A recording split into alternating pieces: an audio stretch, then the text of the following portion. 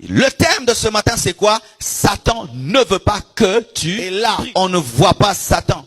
Parce que Satan est un esprit. Lorsque je dis Satan s'oppose à ta vie de prière, ne pense pas qu'il viendra avec une corne, avec une queue pour s'opposer à toi. Il utilisera les circonstances. Il utilisera des personnes. Il a utilisé la foule qui était autour de Bartimée pour fermer sa bouche. Il pouvait laisser tout le monde faire du bruit autour de Jésus, mais il ne supportait pas le bruit d'un homme qui prie. Ce qui révèle que c'était satanique. En soi, ils n'étaient pas contre le bruit parce qu'il y avait déjà du bruit, ils étaient contre la prière. C'est pourquoi quand les bars font du bruit, il n'y a pas de problème. Mais quand nous on adore, il y a des problèmes. En soi, ce n'est pas un problème de bruit, c'est un combat spirituel.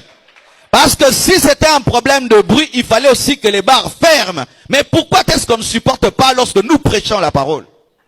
Les bars, des fois, fonctionnent du matin au soir. Nous prions pendant 2 heures, on nous dit tapage nocturne. Mais alors, les boîtes de nuit qui sont dans nos alentours. Lorsque tout le monde fait du bruit à la maison, c'est normal. Mais si toi tu entres dans ta chambre, tu commences à parler en d'autres langues, papa vient, maman vient, tu déranges. Ce n'est pas normal. Il y a un esprit derrière. Ce n'est pas un problème de bruit, c'est un problème spirituel. Il y a des gens qui accepteront tout bruit autour d'eux, mais qui ne supporteront jamais un homme qui est en train de soupirer devant Dieu, parce que derrière ces personnes, il y a un esprit qui s'appelle Satan. Satan ne veut pas que tu pries. Satan veut que tu te taises. Il ne veut pas que tu pries. Alléluia. Et la Bible nous dit, ceux qui marchaient devant le reprenaient pour le faire taire, mais ils criaient beaucoup plus. Alléluia. Lorsque tu pries volume 5 et les gens s'opposent, ajoute volume 10. Lorsque tu jeûnes 2 fois par semaine, les gens s'opposent, ajoute un jour de plus.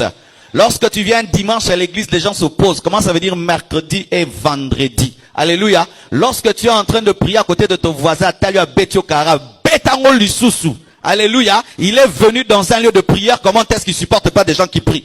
Oui, il y a des gens qui viennent à l'église pour prier, mais ils ne supportent pas quelqu'un qui prie.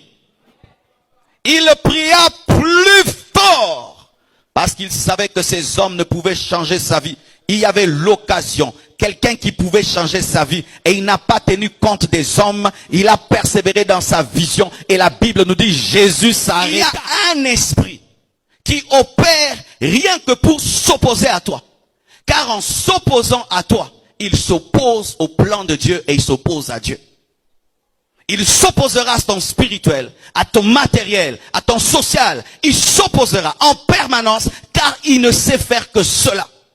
Que tu sentes sa présence ou pas, Satan est un opposant. Comment il fait pour t'empêcher de prier?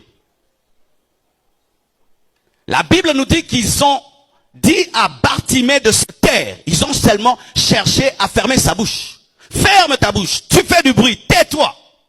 C'était ça la méthode des contemporains de Bartimée. Tais-toi, tu fais du bruit, arrête. Mais quelle est la méthode qu'il utilise par rapport à toi pour t'empêcher de prier? Il te donne le dégoût de la prière. Quand tu penses que tu vas prier, tu sens un dégoût. Quand tu commences à prier, tu ne sens aucun amour pour Dieu. Une attaque de l'ennemi. Il te donne le dégoût de la prière. Tu sais, quand tu as le dégoût de quelque chose, par exemple, tu n'aimes pas prendre la bouillie. On te dit, le soir, tu vas prendre la bouillie. Tu es le matin, mais seulement quand tu penses à la bouillie du soir, tu sens un dégoût. Cela arrive aussi dans le domaine de la prière, où tu sais que le matin, je dois prier, tu as un dégoût.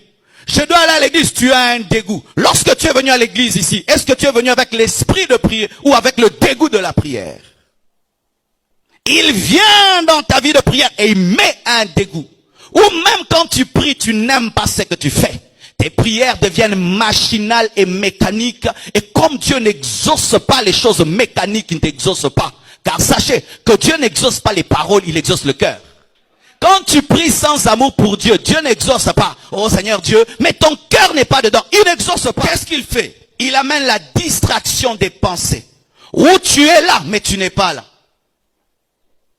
Tu n'es pas concentré dans ta prière. Tu penses à ceci et tu vas remarquer. Tu es concentré partout, mais quand il s'agit de prier, du coup tu commences à divaguer.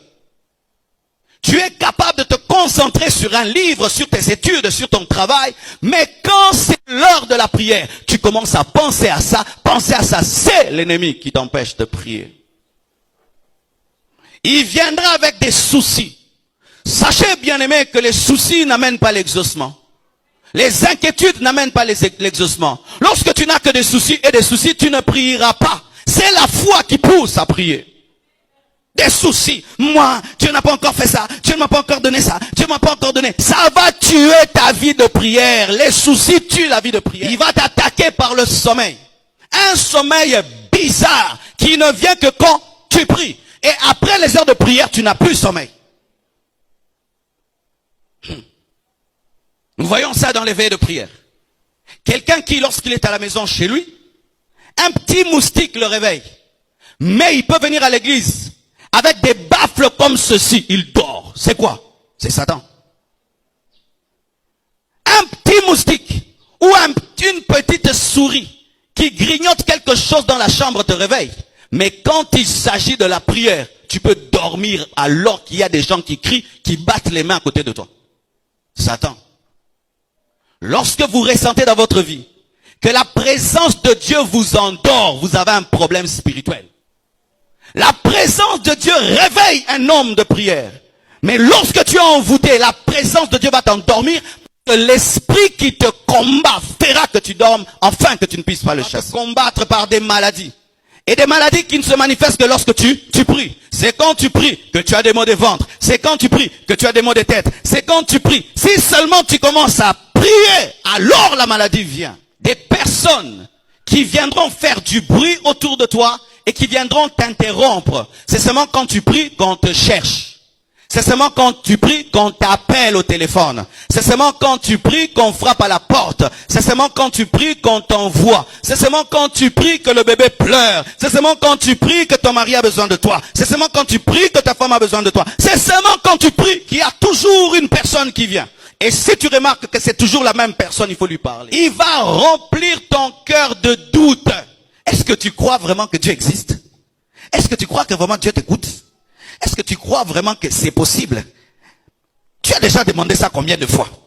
Combien de fois? 1000 fois. Et tu penses maintenant que c'est maintenant que ça va marcher. Est-ce que il remplira ton cœur de doute, car sans la foi, il est impossible d'être agréable à Dieu. Il va t'enlever la substance de la prière pour que ta prière soit vide. Il viendra t'attaquer avec la culpabilité en te rappelant des péchés que tu as commis. C'est pourquoi l'ennemi attaque ta sanctification pour attaquer ta vie de prière. Il sait qu'un homme culpabilisé ne sait pas prier. Il le sait. C'est pourquoi quand tu veux monter en prière, il t'amène à pécher et il sait que si tu pèches, tu seras tellement culpabilisé que tu ne sauras plus ouvrir ta bouche devant Dieu.